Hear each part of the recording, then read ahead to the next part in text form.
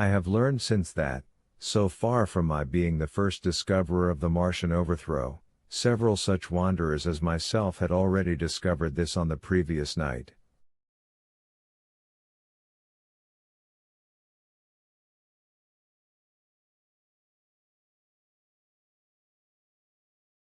One Mana first had gone to St. Martin's-le-Grand, and, while I sheltered in the cabman's hut, had contrived to telegraph to Paris.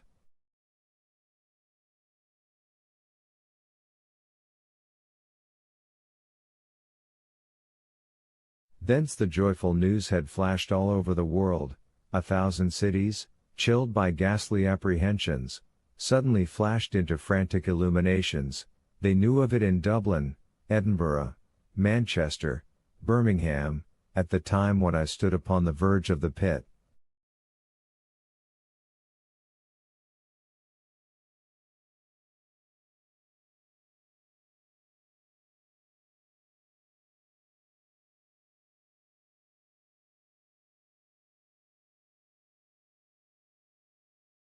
Already men, weeping with joy, as I have heard, shouting and staying their work to shake hands and shout, were making up trains, even as near as Crewe, to descend upon London.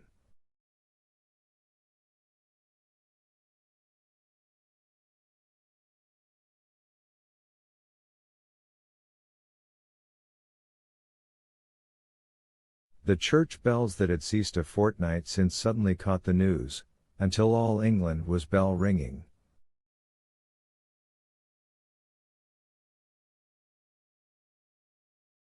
Men on cycles, lean-faced, unkempt, scorched along every country lane shouting of unhoped deliverance, shouting to gaunt, staring figures of despair.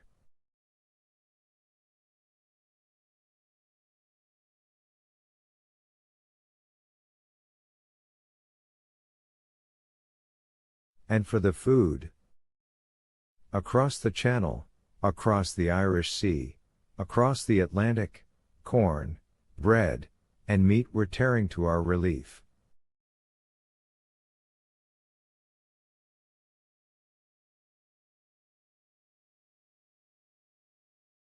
All the shipping in the world seemed going Londonward in those days. But of all this I have no memory. I drifted a demented man. I found myself in a house of kindly people, who had found me on the third day wandering, weeping, and raving through the streets of St. John's Wood.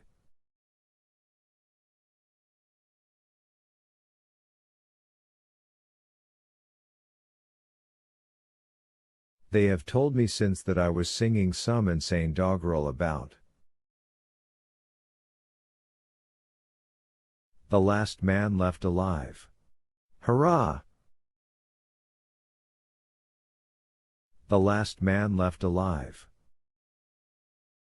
Troubled as they were with their own affairs, these people, whose name, much as I would like to express my gratitude to them, I may not even give here, nevertheless cumbered themselves with me, sheltered me, and protected me from myself.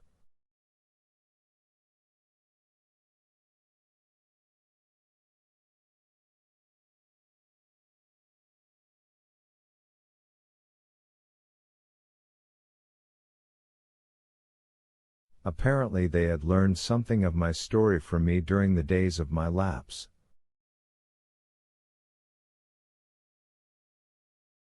Very gently, when my mind was assured again, did they break to me what they had learned of the fate of Leatherhead.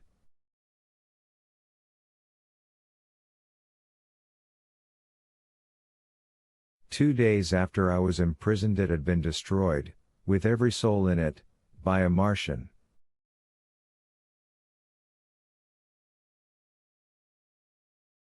He had swept it out of existence, as it seemed, without any provocation, as a boy might crush an ant-hill, in the mere wantonness of power.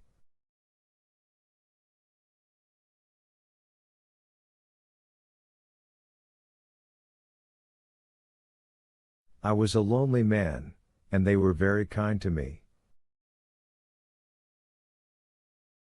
I was a lonely man and a sad one, and they bore with me.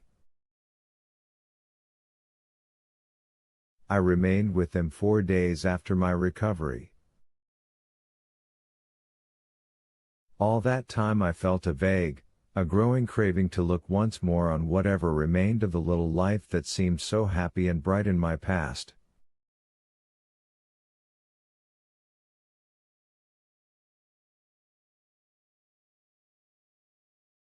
It was a mere hopeless desire to feast upon my misery. They dissuaded me. They did all they could to divert me from this morbidity. But at last I could resist the impulse no longer, and, promising faithfully to return to them, and parting, as I will confess, from these 4-day friends with tears, I went out again into the streets that had lately been so dark and strange and empty.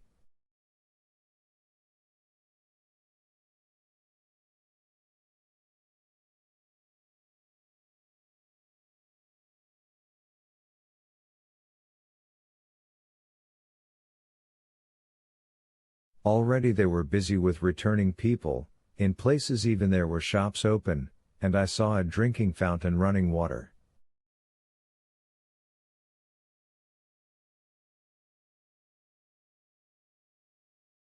I remember how mockingly bright the day seemed as I went back on my melancholy pilgrimage to the little house at Woking, how busy the streets and vivid the moving life about me.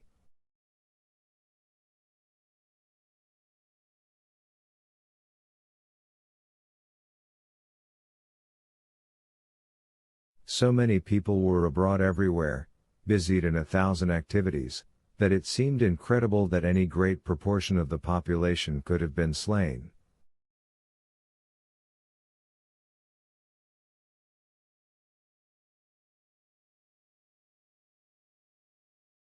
But then I noticed how yellow were the skins of the people I met, how shaggy the hair of the men, how large and bright their eyes, and that every other man still wore his dirty rags.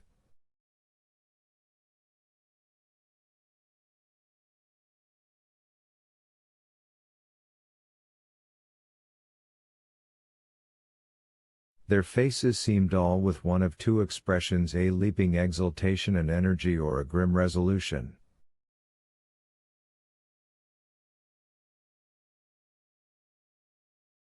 Save for the expression of the faces, London seemed a city of tramps. The vestries were indiscriminately distributing bread sent us by the French government.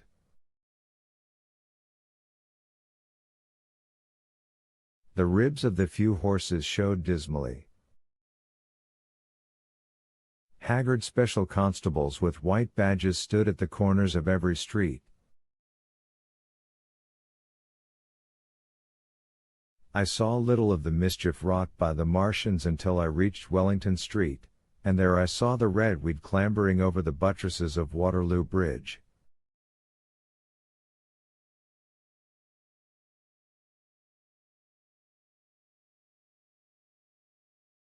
At the corner of the bridge, too, I saw one of the common contrasts of that grotesque time, a sheet of paper flaunting against a thicket of the red weed, transfixed by a stick that kept it in place.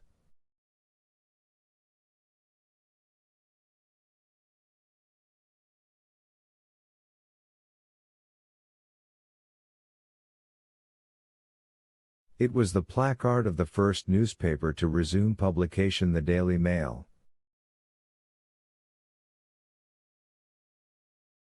I bought a copy for a blackened shilling I found in my pocket. Most of it was in blank, but the solitary compositor who did the thing had amused himself by making a grotesque scheme of advertisement stereo on the back page. The matter he printed was emotional, the news organization had not as yet found its way back.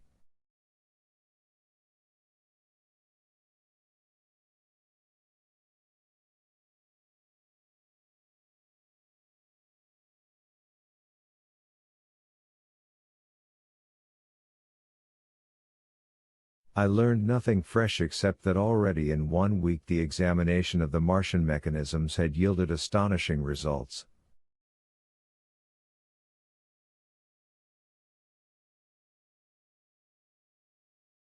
Among other things, the article assured me what I did not believe at the time, that the secret of flying was discovered.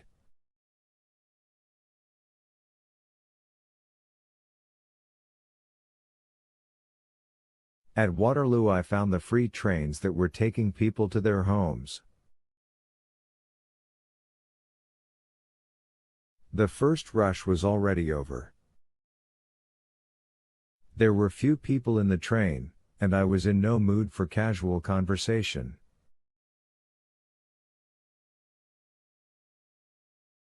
I got a compartment to myself, and sat with folded arms, looking grayly at the sunlit devastation that flowed past the windows.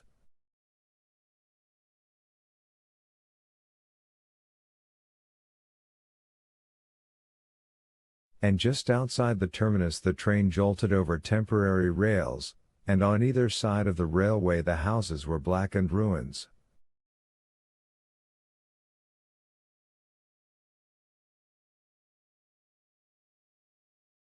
To Clapham Junction the face of London was grimy with powder of the black smoke, in spite of 2 days of thunderstorms and rain, and at Clapham Junction the line had been wrecked again. There were hundreds of out-of-work clerks and shopmen working side by side with the customary navvies, and we were jolted over a hasty relaying.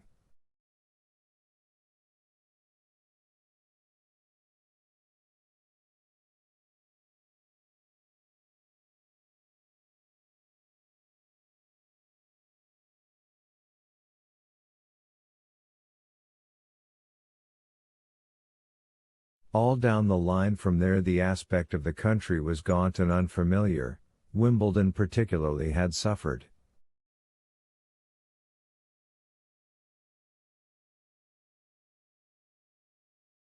Walton, by virtue of its unburned pine woods, seemed the least hurt of any place along the line.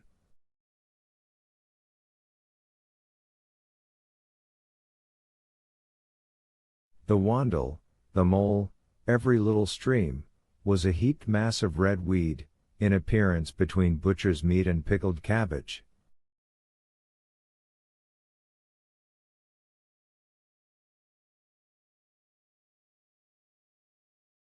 The Surrey pine woods were too dry, however, for the festoons of the red climber.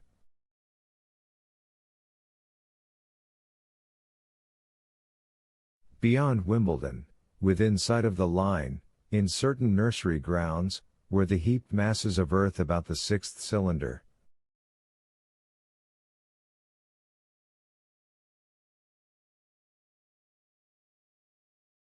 A number of people were standing about it, and some sappers were busy in the midst of it.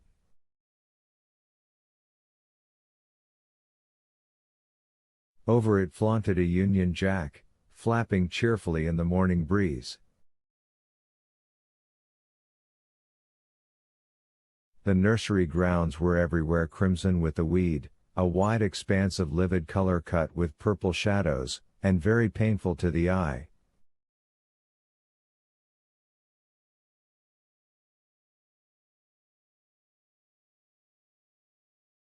One's gaze went with infinite relief from the scorched grays and sullen reds of the foreground to the blue-green softness of the eastward hills.